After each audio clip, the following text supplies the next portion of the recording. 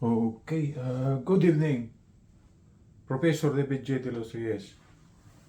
Okay, my topic for decision will be a continuation of my college algebra long video format discussion, and we are now on lesson number 83. We are almost done. Okay, I am just taking the last few remaining topics under college algebra. Okay, let's proceed. For tonight, we are discussing college algebra. This will now be lesson number 83 on my long video format topic. And this is now lesson number 83. And the title of the topic will be example problems or example problems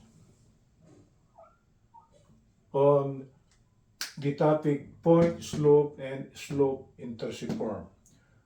The last time around, I derived the formula on how to compute or bring out the equation of a straight line if we are given a point, okay, and the slope of that line. And the next variation of the problem is we are to ask or solve for the equation of a straight line, okay, if we are given the slope and the y-intercept. So actually, this will be the application of the two equations, the so-called point slope form or the slope-intercept form. Okay, let's try to bring out example number 1. Oh, this is an easy problem, but if you don't know the concept, okay, there will be a problem in solving the solution. There are some parts on algebra that are easy, okay, but don't be mindful with it because some other parts are actually complicated. So, amen if it's easy, okay? Okay, let's try to bring out example number 1 for tonight. Okay, I will try to read the problem. Find the equation of a line passing through. The first point is at the location 0 and 9. And the second point is at the location 4 and minus 5. Okay, so meaning we are given point number 1. We'll place the designation now, and we are given point number 2. And the problem is asking what will be the equation of the line. Okay, it passes through the first point and the second point. Oh, that's an easy one. Because we are given the 2 points, okay, we can compute for the slope. Right? Then again, using the point slope form, we will designate point number 1 as the given point, and we will designate point number 2 as just simply x and y, so we can solve for the equation. Okay, let's try to bring out the solution. Solution. The slope in general, under the study of analytic geometry, will be the difference in the ordinate over the difference in the abscissa. It's always like that under the study of analytic geometry. This is the slope. This is y2 minus y1. This is x2 minus x1. So, whenever we are solving problem under analytic geometry and we are computing for the slope, it's always the ratio of y sub 2 minus y sub 1 over x sub 2 minus y sub 1, or that is actually equal to tangent of angle theta, if this is angle theta. Right? So, whether you are sleeping, daydreaming, or eating, you should know the formula and how to compute for the slope. Slope will be the difference in the ordinate over the difference in the abscissa. Am I still on camera? So, we consider point 2 to be with the coordinates 4 and minus 5. P1 will be the 0 and minus 9. Actually, we could interchange the solution. It could be y1 minus y2 over x1 minus x2. It doesn't matter, right? But the usual way on how to compute for the slope is that the subscript 2 is ahead, right? So this should be y sub 2 minus y sub 1 over x sub 2 minus x sub 1. Y sub 2 is negative 5, right? Y sub 1 is 9. but the operation is subtraction, right? So I put a quantity over x of 2 is 4, so this is 4. The operation is subtraction, and the abscissa on the second point, or first point, is actually 0, so this is minus 0. So this is plus 9, right? So if I will try to remove the quantity, it will now be just simply negative 9. So negative 5, negative 9 is actually negative 14. 4 minus 0 will be 4. Okay, so reducing to its simplest form, the slope is negative 7 halves. A negative slope is actually an upwards to the left. Okay, it is a slope upwards to the left. It falls under the second quadrant. Okay, that's why it's negative, meaning to say this is more than 90 degrees. Okay, I will try to remove this one so it looks good. So we now know the slope, right? So our only problem now is to bring out the equation. So by using the equation y minus y sub 1 equal to m times the quantity x minus x1, okay, we can now solve for the equation. Consider any of the 2 points, it doesn't matter. If you consider this one in the solution of the equation, it doesn't matter. If you consider this one, it doesn't matter. But I will be taking this 0 and 9. So considering point P1 now as 0 and 9, and the slope was negative 7 halves, that's why the first topic is actually the point. We are given a point, and we are given a slope, and we are solving for the equation, and we will be using this equation here, right? We are given a point, we have computed for the slope, so by using this equation, we can now compute for the equation, value of the equation. So y minus y sub 1, y sub 1 should be 0, 9 equal to, the slope is negative 7 halves, multiplied by x, this under one quantity, minus the value of x is 0, this is minus 0. So actually this is minus 0, or that will just be simply x.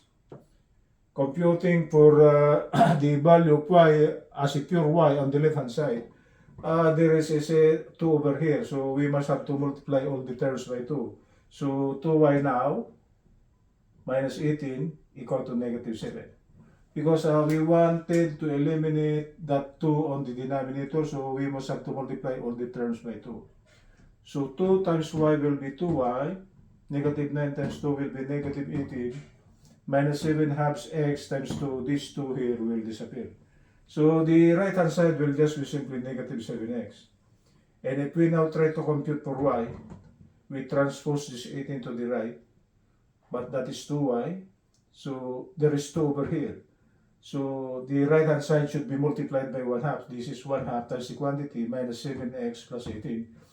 And if we try to distribute, okay, minus 7 halves or 1/2 times minus 7x is actually negative 7 halves x. And 18 divided by 2 is 9. So this is the required equation. So this is actually our answer. So it seems this falls, it looks like the form y equal to mx plus b. That actually that's our next problem, right? The coefficient of x on the answer is actually the slope, and the pure constant term is actually the y-intercept. So this will be the equation of the line, which passes through 0 and 9, and 4 and minus 5. This is the y-axis, x-axis. If we try to plot 0 and 9, x equal to 0, y is 9, 1, 2, 3, 4, 5, 6, 7, 8, 9. So this is actually the y-intercept. Okay? And the x-intercept, the other, where is it? 4 and minus 5, 0 and 9.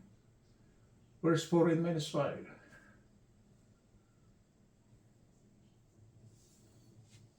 Sorry for this one. 4 and minus 5 is in here. Sorry for that one.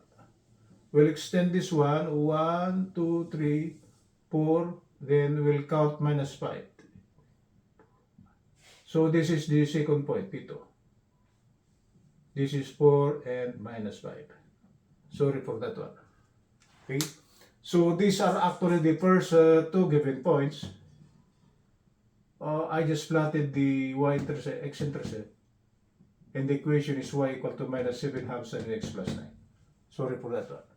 Okay? Oh, that's it. This will be the equation. Okay, let's proceed with example number 2. Find the equation of a line whose x-intercept is 3 and the y-intercept 7.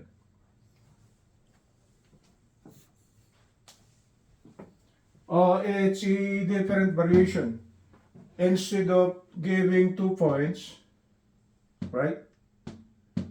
What is given for problem number 2 is we are given the y-intercept and the x-intercept.